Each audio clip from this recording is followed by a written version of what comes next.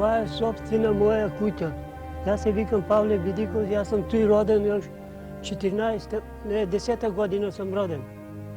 Туј татко ми е умрел на 78 години и останала е после неговата смрт. Гратово се вика град на мостови и на кули. Али тие мостови и тие кули се веќе ставени под распаѓање. И ако се зборува дека Кратово треба да се зева као културни споменик, како целиот град, до сега још ништо не е направено. Како сега слушам да се презимат мерки, али тие мерки требат во најскоро време и да се спроведат. И ред би било да некој поведе рачун за тие културни историски споменици. Ние највише имамо мостови, кули, а имамо и џамии. Џамии беа 7, кули 5. Од тие 7 се порушија сите. Најубава беше Чаршинската џамија, за кој ние сите кратовци боледуваме за неја. И многу ни беше криво кад почнаа да се стават скелиња и да се џамијата руше. Да, овие зборови се стварност, жива вистина за едно пропаѓање на градителската пластика во Кратово, каде што човекот сакал да ја проложи смислата на својот живот. Драматичната околина во некогашниот стар изгаснат вулкански кратер со реките Табачка и Манцина, околу кои пркосно се издигаат монументалните средновековни кули и мостови, му се спротиставуваат на времето. Овде некогаш имало најголема и најзачувана историјска урбана градска целина, за која што уште во 16-тиот век патеписците Елија Челебија и Хаджи Калфа имаат запишано дека во Кратово се ковеле пари. Казанџиските производи биле прочуени на Балканот, а бакарот од кратовските рудници бил подобар и од оној во Босна и од Мала Азија.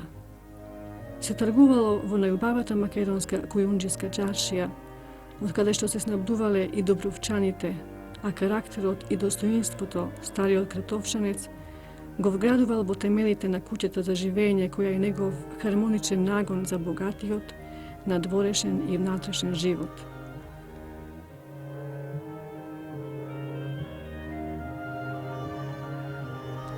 Се заклучувале сите дуќани по пазарот и мирно се преспивале ноќите, а таа долгогодишна традиција по новата историја ја наруши. Патеписецот Ами Буе од минатиот век вели дека градот имал 56.000 жители кои пред османлиските зулуми масовно го напуштиле градот, а останале само најтврдокорните 1900 македонци. Нивната судбина ја доживуваат и повеќе споменични целини кои неповратно се исчезнати, а денес на оние кои се уште му пркосат на времето им е нарушен и интегритетот.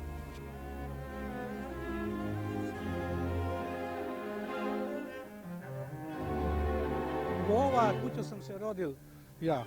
Исто оваа куќа трошна и у распадање. Има пуно куќи у Кратово како неја што се у распадање. Затоа што може да има 50 и 100 куќи, интересни куќи, кои беа ставени под заштита на законот, а се срушија. Само една куќа под заштита на споменици што беше на Николчето Дијанчев, таа се направи по стариот стил. Иначе другите куќи свите се направени под нови стилови. И би требало некој да поведе сметка за тие сите куќи. Јас сматрам да еднаш треба да се стави крај на рушење на старите куќи и на мостовите, а исто и на џамиите. А па од 58 година Заводот за заштита земал го е под заштита. Но сметам дека ништо не направи, само под заштита и ја остануи само без куќа, нема што да живею. Само, например, горе е фина куќа, е тој историски што има тавани, тој украси што има и не дава заводот да се руши, не дава да се руши, а па и да се поправа, сак ми доделија нешто, една сума, ама со таа сума, они крова да го смене, тя лани, еве ги стоят горе, ќе ми да има некој дрво, мајстори не можеш, еден мајстор е 50.000 дарки. И не може со тај сума да се направи. И што се мисли, не знам. И собранието никако и до понапред од завода, имамо там писмо у заводо, još пред 2-3 години дадено, или да ми даде стан, или па да го срушимо до туи. Не ми треба горе. Горе има 2 соби. Дали може у тие соби да се живее или не? A Kratovo pomni, zašto ovdje je zabeleženo odsustvo na stručna precenka na kulturno-istorijskite i arhitektonskite vrednosti. Paralelno со тоа и интересот на општината несетливо и недоволно направил градот и неговото културно-историско наследство во развојот плански да го насочи за да го зачува и да го прилагоди на современите потреби на животот. Причината за ваквата состојба се објаснувала со немаме пари, но и на ваквата стварност и се наоѓа решение. Во текот на минатата 1980 година, Собранието на општината го разгледа и го усвои 5-годишниот план за развој, меѓу кои и студијата за зачувување на спомениците изготвена од Заводот за заштита на културно-историските споменици на Македонија и Републичката заедница за култура на градот Кратово му дава посебен приоритет. Никола Шентевски е автор на студијата Кратово за валоризација и ревитализација и мерки за превземање на заштита на некои споменици од културата во овој град. Кажете ни кои се основните белези на овој план? Републичкиот завод за заштита на спомениците на културата во последните неколку години интензивно работи на вакви студии во целата република. Пред се работат градовите Кратово, Струга, Тито Велес, Крушево и други наши градови кои се богати со споменици на културата. За конкретната студија за Кратово можам да кажам дека е изработена во текот на 80-та година и врз основа на таа студија понатака се преземат сите заштитни мерки на ова подрачје. Кратово, како што знаеме, е место каде што историјата и културата оставила многу траги од материјалната наша историја, а таквите објекти ние со оваа студија пред се ги евидентиравме, извршивме валоризација на истите, извршивме категоризација на истите и со пропишување на мерки ја усмеривме заштитата во онај правец, каде што најуспешна истата ќе се реализира. Колку споменици на култура сте забележиле во овој град? Тука на планот оцртани се спомениците на културата по видови, а такви ги има во градот повеќе, почнувајќи од старите кули, старите мостови кои имат голема архитектонска вредност, па преку Идучката чаршија, која како комплекс исто така е интересна и вредна, не само за градот Кратово, туку поширока и во нашата република. Покрај мостовите, кулите и чаршијата, вредни се стамбените објекти, тоа е старата куќа, наша куќа, која во Кратово си нашла свое место и покрај мостовите, кулите и чаршијата го направила ова градче да биде една неповторлива средина, во која средина се содрувале многу култури, многу традиции.